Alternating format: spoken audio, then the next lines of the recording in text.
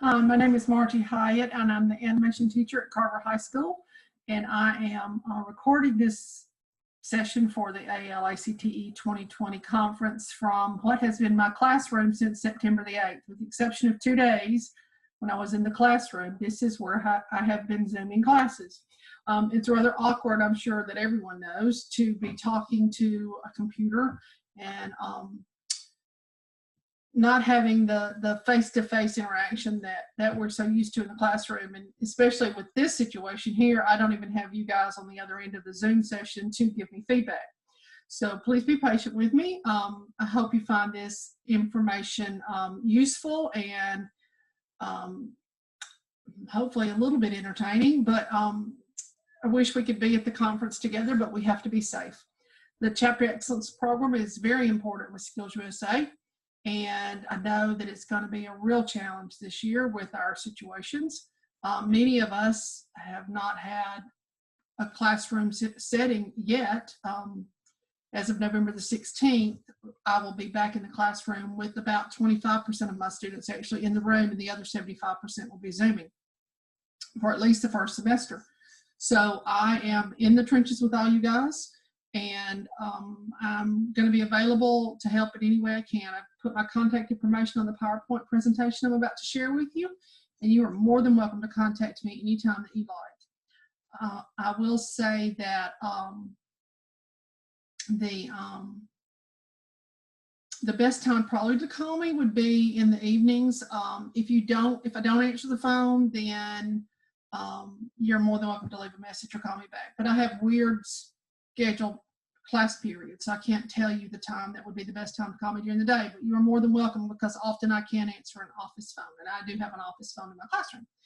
Anyway, once again, my name is Marjorie Hyatt. I am one of the 2017 Models of Excellence Program Advisors. My animation class did a project in 2017 that was chosen as one of the Models of Excellence programs, and I, along with 2 of my students, was able to travel to the national conference in what was in Louisville. It will now be in Atlanta, and participated in the award ceremony there and all the activities they had set up for us. So let's just jump right into this.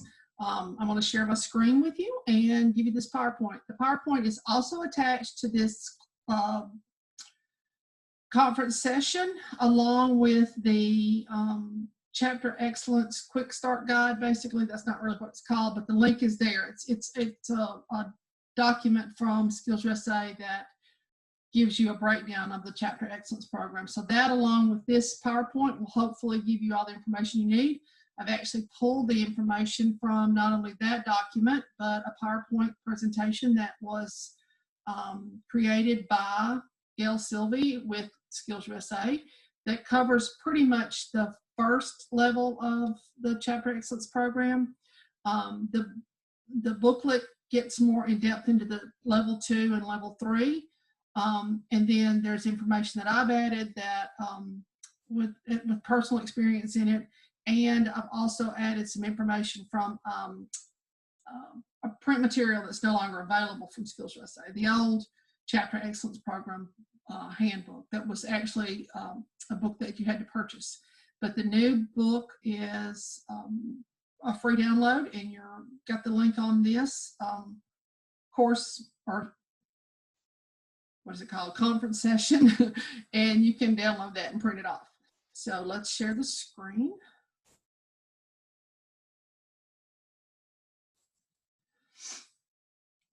So this session is called SkillsUSA Chapter Excellence, the CEP, the program and the process. And like I said there, the presentation is compiled from several SkillsUSA publications.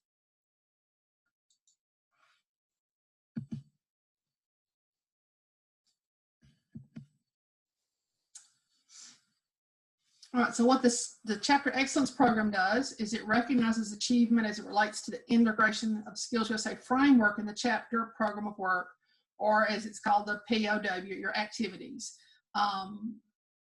If you're not familiar with the SkillsUSA framework, it's the 3-sided framework that includes indicators in each side as to what is a successful program. And so the Chapter Excellence Program addresses all three sides of that framework. There are 3 levels in the Chapter Excellence Program, 3 award levels. The first 2 award levels are recognized by the state and actually scored by the state, and the final 2 levels are eligible for national recognition, and I'll explain that a little bit better here. The first level is the quality chapter, and when I say chapter, I really what I mean is you can actually, when you fill out your application, we'll get to that in a minute, but when you fill out your application, you can either do this as a chapter with all the programs at your school that are part of your chapter. I know at Carver we have 5 different programs that are part of the Carver High School SkillsUSA chapter, but each program, while we do things as a chapter, each program develops its own program of work because we're so different. I mean, animation and say cosmetology are so different from each other as far as programs are concerned. So as a chapter, we do things, but then when it comes to our individual programs of work, we do that as a program. And there, when you're filling out your application, you can either do it for the whole school as a chapter, or you can do it just for your program. So the second level recognizes those chapters that go beyond the baseline requirements, and that is scored with bronze, silver, and gold. And they receive the Chapter Distinction Awards. That is scored and awarded by the state. The third level is the Model of Excellence Program, and that's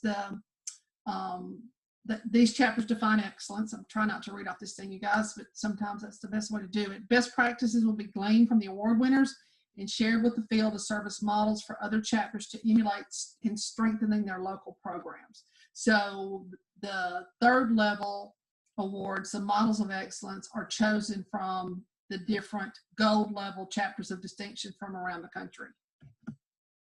So what does a CEP award level 1 recipients? Each chapter fulfilling the quality chapter award level 1 will receive a certificate, and you're recognized at the state level. They make an announcement at the state conference during the session, and one of the sessions, it's announced ahead of time, and the advisors are called up on stage to receive the certificate for their quality chapter award. There's different phases, and this is outlined in that booklet that I've given you the link for, as to what phases that you need to do in getting ready to do your Chapter Excellence Program. And actually these phases are what you should be doing when you develop your program of work anyway. So it's important that you follow the phases, because that's going to give you a real firm foundation of what you need to be doing as you move forward. There's one thing that I would really, really encourage you to do, and I've added that to this slide. This is actually a slide that came right from SkillsUSA, but the part at the bottom I added that's highlighted in yellow. Take a lot of photos throughout the whole process. You may need them. If you make it to level 2 in your application process, you have to have 1 photo for each of your activities. If you are actually chosen as a model of excellence, then you have to have a lot of photos from the project that was chosen as a model of excellence program. So I had to scramble and scrounge and ask other people that had been part of our project, other teachers that were present when we were doing our activities and all, to find enough photos to present with our project at the national level. So take lots of photos.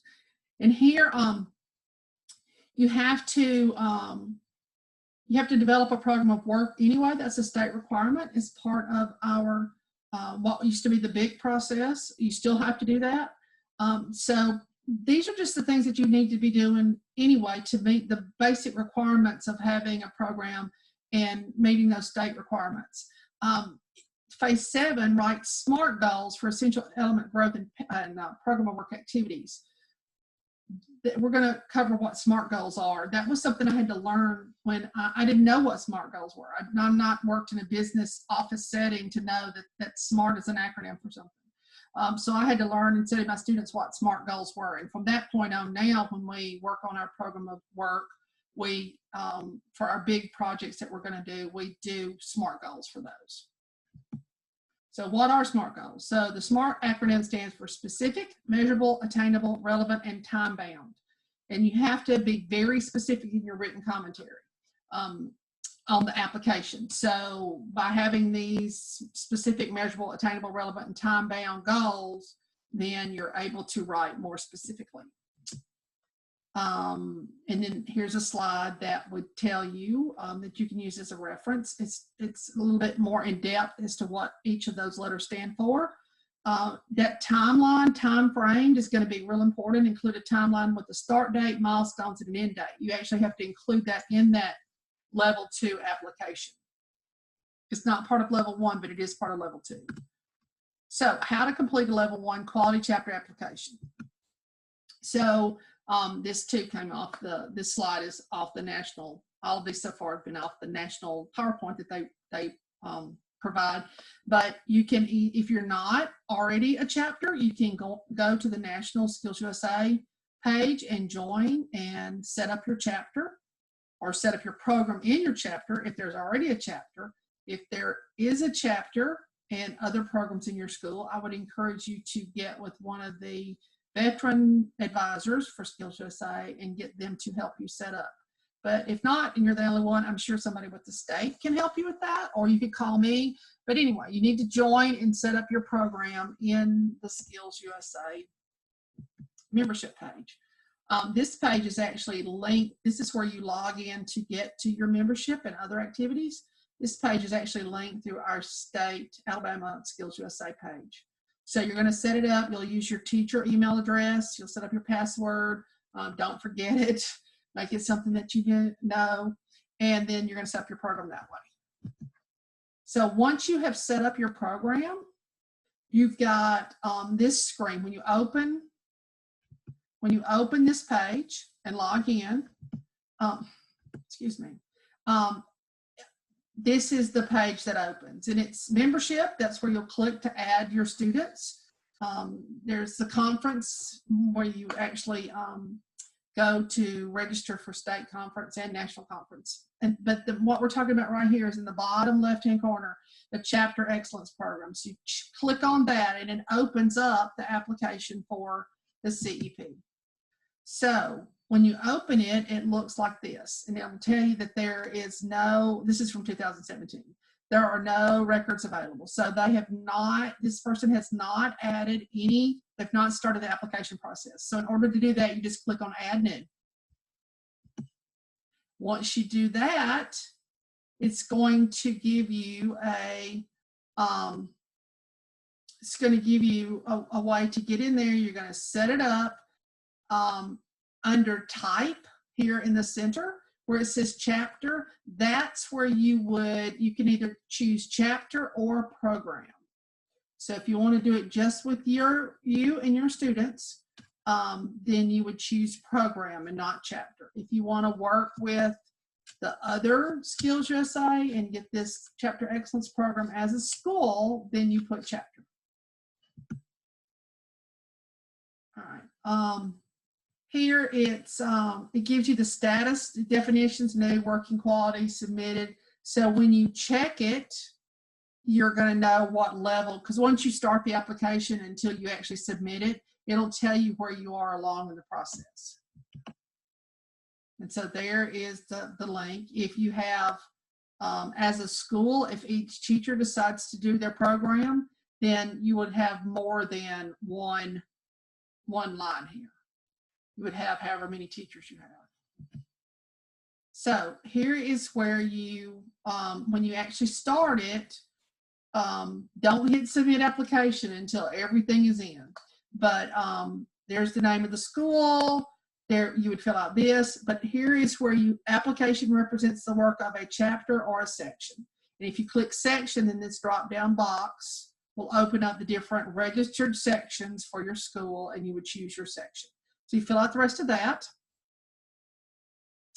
And then at the bottom of that screen, it gives you a part where you have to fill out, I think that's on the next one. Right. there you have to give your president's name, their email. That's your chapter or program's president, student president, your student secretary, your advisor name. If you're doing it as a chapter and you have one main advisor, that's the person you would put. Then you have the superintendent or principal's name and then their email. And at the end, before you get ready to submit it, you have to check off these certifications. So don't check the certifications until you're completely through. So these are the level 1 indicators. All 6 of these have to be completed before you have to answer yes in order to qualify for the Quality Chapter Award. And if you notice as we go through them, all of these have to be done pretty much for our the new form of business industry certification. So chapter submitted the membership, right? You're going to click yes because we all have to have at least 12 members. All section program advisors are submitted professional members at SkillsUSA.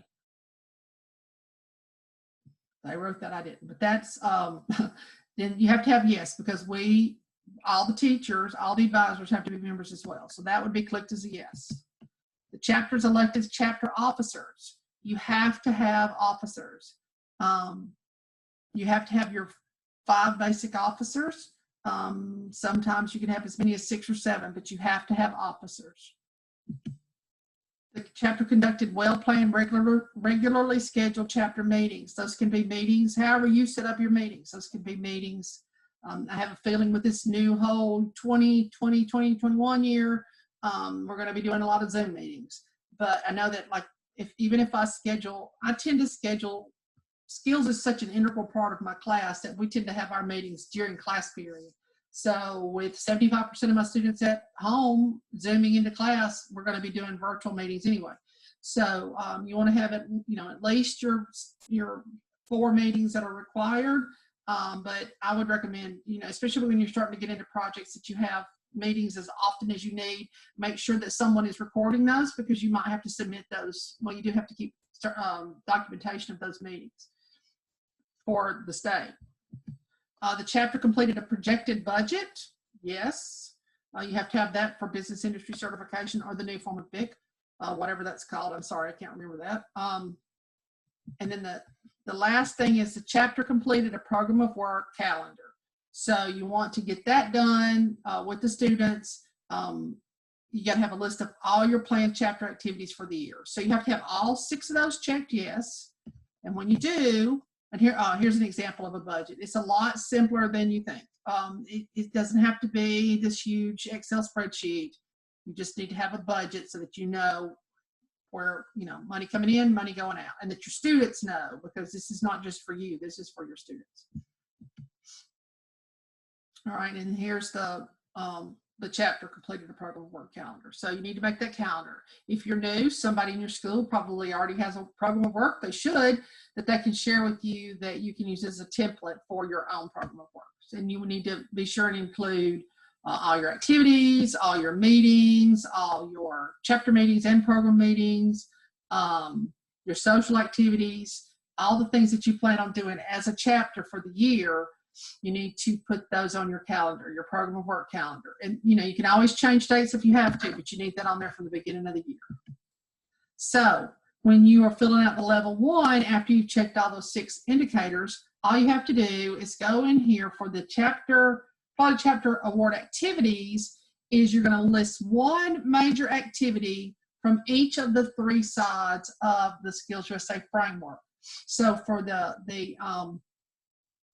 personal skills side, what activity, major activity did you plan, did your students plan that would be part of building personal skills? So you list that activity, type it in, and then you check what personal skills that activity addressed. You don't have to check them all. You might have, you might be doing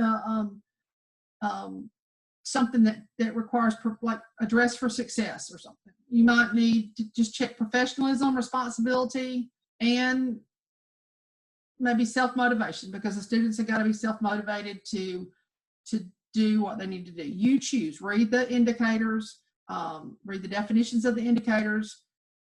With SkillsUSA, look up the framework, look up the indicators, and find out exactly, and even when you do that with the SkillsUSA page, you'll even find suggestions as to activities that would fit within that component. So you're going to do that for personal skills, workplace skills, and technical skills. List the activity and then check what indicators you met with that activity. And then you're going to save it. So here they've got fall leadership conference, professionalism and responsibility. This is just an example. Lunch with for that would be personal skills. Workplace skills, lunch with an aviation engineer speaker series. That's communication and planning. And then for technical skills, tour of Lockheed Martin, and that meant professional development. And then you hit save. Then all that's left to do is you fill out that certification. We hereby certify that all claims and information reported in this application are true and accurate. And then it's electronic signature, so you check off all those. Make sure that you've got that advisor's name and the email address that is listed with SkillsUSA, and then you submit your application. But make sure everything is the way you want it before you hit submit. The first time I did it, I had chapter, and I didn't realize that I could do section. So, you know, make sure everything that you have is correct and it's the way you want it, and then you submit your application. All right, and then you're going to confirm. And that's the last step in that. They want to make sure that you know that you are submitting. Then you have to type in submit, and then you hit confirm. All right, and then it'll tell you that there's a PDF of it. It'll be your completed application, and you can click on that and see what it is. You can click it and print it from year to year if you want to, so that you have it. And it looks like this. Okay, so once, I'm sorry, let me go back. So once you've done you automatically get, once it's looked at, you automatically are going to get a quality chapter status. Once you've gotten your quality chapter status, and it says that, you can actually, you've met the first level, and you can go on to your second level. Well, let's see, that says level 2. I'm not sure why that says level 2, but that's her example. So that's Skills Sylvie with skillsusa.org. This was her PowerPoint. Like I said, I added just a little bit to it, especially about keeping a bunch of photos. And then from this point on, we're going to pick up with level 2 chapter of distinction and level 3 model of excellence, because this seems to be the one that most people have questions about. So once you've gotten a quality, you've submitted, and you've gotten quality status, then it opens up your level 2 application. And there is no level 3 application. Level 3 is chosen from the level 2 awards that receive gold level recognition. So if you are a chapter of distinction gold level, you will automatically, your application will be submitted by the state to be considered for a model of excellence. They can submit their, the SkillsUSA state staff could tell you how many applications they could submit per state, but they submit their top gold applications, the ones that have the highest score. There's just formula and all, but anyway. So what did the 2 and 3 recipients receive? So if you're level 2, you're moving on to level 2, you get the quality chapter award, plus you get an opportunity to compete for gold, silver, and bronze status. You'll receive a certificate, and then gold winners will receive a display banner, and this is based on secured sponsorship, a display banner, an advisor lapel pin, an invitation to attend the Chapter of Distinction Mega Prize reception at the National Leadership Skills Conference, and recognized at the state level. And that Mega Prize reception at the National Conference for the Gold Chapters of Distinction was pretty significant. It was very impressive. The students are all, they all get to go to what was in Louisville, a water park, with also had amusement park rides in it.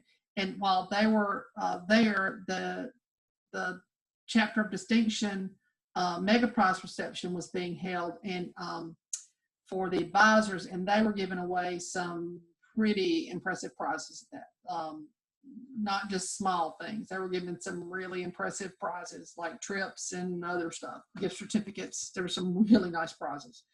So if you're a gold winner, whether you're a model of excellence or not, and you go to the national conference, which you have to pay for on your own, even if you're a model of excellence, you have to pay for on your own, then you are at the national conference, and you will get to go, you'll get an invitation to attend that mega prize reception.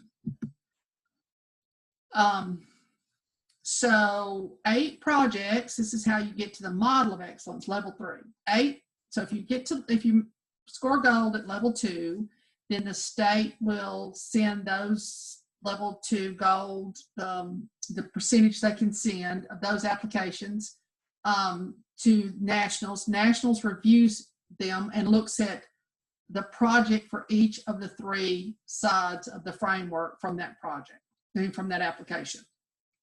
So they don't look at your 3 projects as a whole. They are looking at specific projects from your 3 sides. At the level 2 projects, which we're going to look at in a minute, not your level 1, not the ones that you did, just naming them. There's a lot more that goes on in filling out the application, but the projects, so they look at those 3 sides, and they choose 8 personal skills, 8 technical skills, and 8 workplace skills projects from the gold applications from around the country. And those projects, the programs or chapters that did those projects are awarded the level 3 model of excellence distinction. So what does level 3 get? You get everything that level 2 gets, plus you get a large award banner. It's got this huge banner hanging in my school. It's probably, I don't know, 6 feet wide and 4 feet high, or maybe even bigger than that. You're invited to the awards banquet during the national conference, and the awards banquet in Louisville was held at Churchill Downs. It was super swank. Very, very nice awards banquet. And the students and the teacher got to go. There were we had an award, we had a luncheon, we had a breakfast. There was stuff that, I mean, we were really, really busy when we were at national conference, because not only do you go as a model of excellence, but what I didn't know when you go, I didn't know until we received gold and got the invitation to go, is when you go to nationals as a model of excellence, you actually present your project, your students, not you, your students present your project, and there's these guidelines for that presentation. They present their project to a panel, and then the one project from each of those 3 sides of the framework is awarded at the awards ceremony. The one project is the model of excellence for technical skills, the model of excellence for, the 3 different sides. So my students had to compete. We did get a grant. We got a substantial grant. It's $2,000 now. That helps pay for the trip, but Skills does not pay for the conference registration nor the transportation of the hotels. You have to raise the money to do that. So that is not part of what you receive, but you do get a $2,000 grant based on secured sponsorship. That banner is based on secured sponsorship. All 24 projects, actually, you are recognized on stage at the National Award Ceremony. We got all kind of swag. It was pretty impressive. We got beautiful portrait taken of the teacher, me and my 2 students, advisor and the 2 students, and then the president of Lowe's, who was the sponsor that year. It's very nice. So there's a lot of stuff. There's a lot of very, very nice happens if you're level 3. So all you do to get to level 2 is you click on the number, and it will open up your application for level 2. That is once you have submitted. If your status is quality, then you submitted and you've done that. and you need to give yourself, you have to submit it in time to get this level 2 application completed before the deadline. So the deadline in 2017 was March the 1st. So this advisor had to have the level 1 application completed in plenty of time to finish the level 2 application part of the application before March 1st. So you click on the number there, and the level 2 part opens up. And then on this one, you have 4 indicators that you have to check. No is not an option. You have to check conducted chapter officer training, conducted a chapter recruitment activity, members are engaged in committee structure to implement chapter activities, and plan to participate in a state leadership and skills conference. So those are activities, essential activities that actually you should have included back when you were working on your program of work before you filled out the level 1 application. Those are things that you need to consider building into your program of work. So when it comes time to do your level 2 application, all you have to do is check yes. And I've had officer training a couple of different ways. I made contact with one of our state student officers, and that student officer was a student at a local school and was able to come over and do officer training with my students one day. So there are many ways that can be done, and you can work with our state staff, and they will, I'm sure, help you in any way they can in setting something up for officer training if that's what you want to do. So in this, the indicators, there are 14 of them, and at least 7 of the 14 have to be clicked yes. And I'm not going to read over them, but some of these, there are like 75% of eligible students are SkillsUSA members. That's going to automatically pull from the numbers of students enrolled in your program, and if you do not have 75% of paid members of your student enrollment, then you can't check yes. And that doesn't happen at my school, and I know it doesn't happen at a lot of schools. Some schools have 100%, but a lot of us do not. But the good thing is you only have to check 7 of the 14, and your score doesn't go up if you have more than 7. So don't be panicking. As long as you can check 7, then you have met the basic requirements for this part of the indicator. So 7 of these have to be checked yes, and then you move on and you click save. So if you go through this PowerPoint as you're working on it, then you'll know step by step what you need to do. And then when you click save, what's going to open, it's going to open up this is, see, this one has a different deadline on it. So just every deadline, every year has a different deadline. We just have to check and make sure. No telling with 2021 and the craziness that we're having, no telling when it is going to be, but do check. It'll tell you when you open the application to begin with. So you've got level 2 personal, level 2 workplace, and level 2 technical. That's the 3 sides of the framework. And each one of those, you've got to fill out for a major activity. And you can complete these in any order that you want to. So you're writing in SMART goals. So when you're writing, or your students are writing, and completing this application and doing the written part of the application, remember SMART goals. So and you need to be very specific. The goals need to be measurable, like 75% of the SkillsUSA students participated. You know, we planned on 100, but only 75 were able to participate, or just be honest. You don't have to have 100% do everything you do. It has to be achievable. You don't have some pie in the sky plan and then you can't do it, because then you set yourself up for failure. It has to be relevant. It has to apply to that side of the framework. It has to apply to something that is helpful and beneficial to the students and help them grow. And then you gotta break down your time frame. So when you're doing the you're going to name 3 activities that you did not use in level 1. So you might have mock interviews, field trip to wherever and whatever. You can't use those. You got to use 3 different activities in the ones you used on level 1. And in my case, these were the the activities for level 1 were not as significant. These were a lot harder to do. Let me just put it that way. These required a lot more work on my part and my students' part, and it was a lot more work, but that's the kind of activity that you want to include at the level 2. So you name it, you do the same thing you did in level 1, you click the elements that apply, and then you're going to describe it. And what were the goals of the activity? You need 3 SMART goals. So each one of your goals has to have that SMART aspect to it. So each goal needs to, you need to make sure that that goal is specific, you know. So you got 3 goals, and you got 1,000 characters max that you do that in. Make sure to include how many members are gaining knowledge and experience with the essential elements as part of your goals. So you're going to describe all that. You can bullet it. It doesn't have to be complete sentences. You do want to use proper grammar.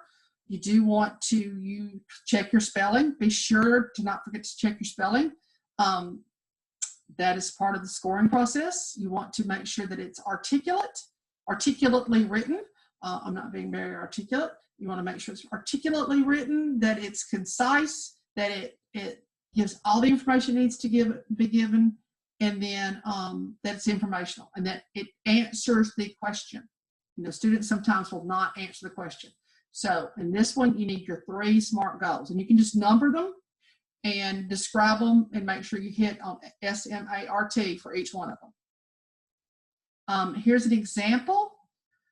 This is from that old document that I was telling you that's no longer in print, but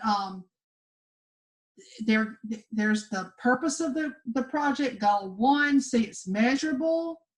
Goal 2, and then goal 3. All right, so there is an example you can use as to how you might want to do yours.